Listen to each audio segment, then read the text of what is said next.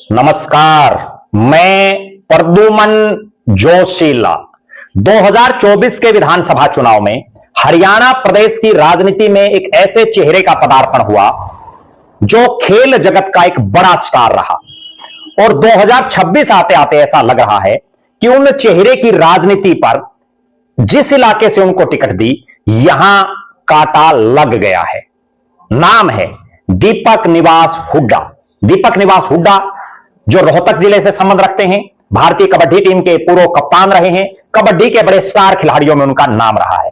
2024 के विधानसभा चुनाव में रोहतक के महम विधानसभा से पार्टी ने कई बड़े चेहरों को दरकिनार करके दीपक निवास हुड्डा को टिकट दिया। दीपक निवास हुड्डा को टिकट देने से बीजेपी के कई नेताओं में नाराजगी भी हुई, पार्टी भी छोड़ी गई। एक नेताजी की धर्मपत्नी ने निर्दलीय चुनाव भी लड़ा, हालांकि वो भी चुनाव हार गई। लेकिन दीपक निवास हुड्डा, जिनको महम से टिकट दी बीजेपी ने, और इतनी आंधी जब 48 विधायक भारतीय जनता पार्टी के जीते, इसी महम इलाके के रामचंद्र जांगड़ा को देश की सबसे बड़ी पंचायत के सबसे उच्च सदन राज्यसभा में भेजा हो, और उसके बावजूद महम में बुरी हार दीपक निवास हुड्डा की। हरियाणा प्रदेश में बीजेपी ने जो 89 विधानसभा के प्रत्याशी चुनावी मैदान में उतारे थे, उनमें जो सबसे कम से कम वोट लेने वाले प्रत्याशी थे, उनमें दीपक निवास हुड्डा एक रहे। आखिरी जो प्रत्याशी कुछ एक रहे, उनमें दीपक निवास हुड्डा का नाम रहा। मुट्ठी भर वोट उनको मिले बीजेपी की टिकट पर।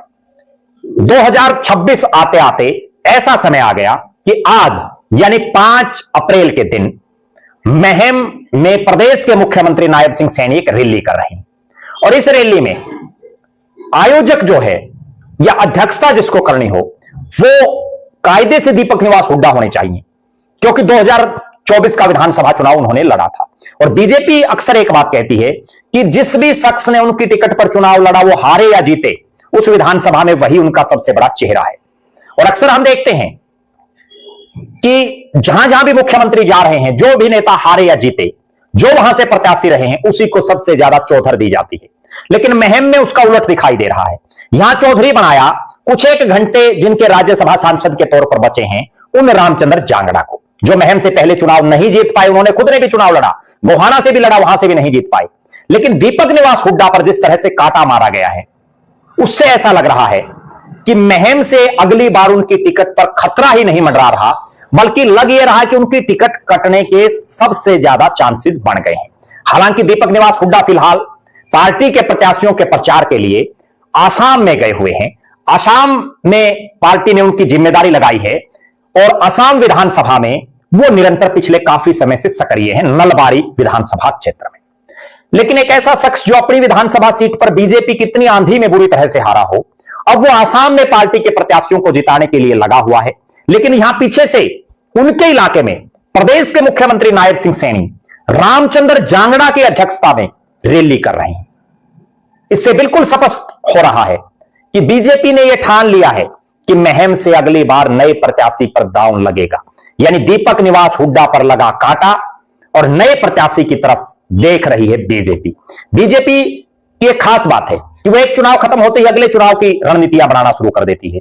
भले ही अभी 3 साल से ज्यादा समय विधानसभा चुनाव को बाकी है, लेकिन उसके बावजूद बीजेपी ने अगला चुनाव कैसे जीता जाए, कौन प्रत्याशी चुनावी मैदान में हो, उस पर मंथन शुरू कर दिया है। यही एक कारण है कि जिस दीपक निवास हुड्डा को बड़े बड़े धुरंधरों की टिकट काट करके महम से टिकट दी, अब उस दीपक निवास हुड्डा की इतनी अनदेखी की जा रही है कि वो आसाम में चुनाव प्रचार कर रहे हैं, और प्रदेश के मुख्यमंत्री नायब सिंह सैनी महम विकास रैली कर रहे हैं रामचंद्र जांगड़ा की अध्यक्षता में। आप अंदाजा लगा सकते हैं कि हरियाणा की बीजेपी में या प्रदेश के मुख्यमंत्री नायब सिंह सैनी और बीजेपी के संगठन में फिलहाल दीपक निवास हुड्डा की क्या हालात है। दीपक निवास हुड्डा के राजनीतिक कैरियर पर एक बड़ा क्वेश्चनवाचक दिखाई दे रहा है। 2024 के विधानसभा चुनाव के बाद वो एक पारिवारिक विवाद में भी बड़े उलझे रहे। पिछले कई दिनों से लगातार वो सुर्खियों में भी रहे, और अब इस महम की विकास रैली में जिस तरह से उनकी अनदेखी दिखाई दे रही है, उससे यह स्पष्ट है कि दीपक निवास हुड्डा को भी अब अपनी राजनीतिक रणनीति नए सिरे से सोचनी पड़ेगी। आप दर्शक क्या मानते हैं? दीपक निवास हुड्डा जो कबड्डी के स्टार खिलाड़ी रहे, उनके राजनीतिक भविष्य को लेकर के आपका क्या मानना है? महम विधानसभा क्षेत्र में कौन वो मजबूत चेहरा हो सकता है जो बीजेपी का इस इलाके में खाता खोल सके, जो बीजेपी को यहां से चुनाव जिता सके, उस नेताजी का नाम भी आप कमेंट बॉक्स में लिख सकते हैं। महम में कौन वो चेहरा हो जो बीजेपी के कमल को खिला सके, उनका नाम आप कमेंट बॉक्स में लिखें।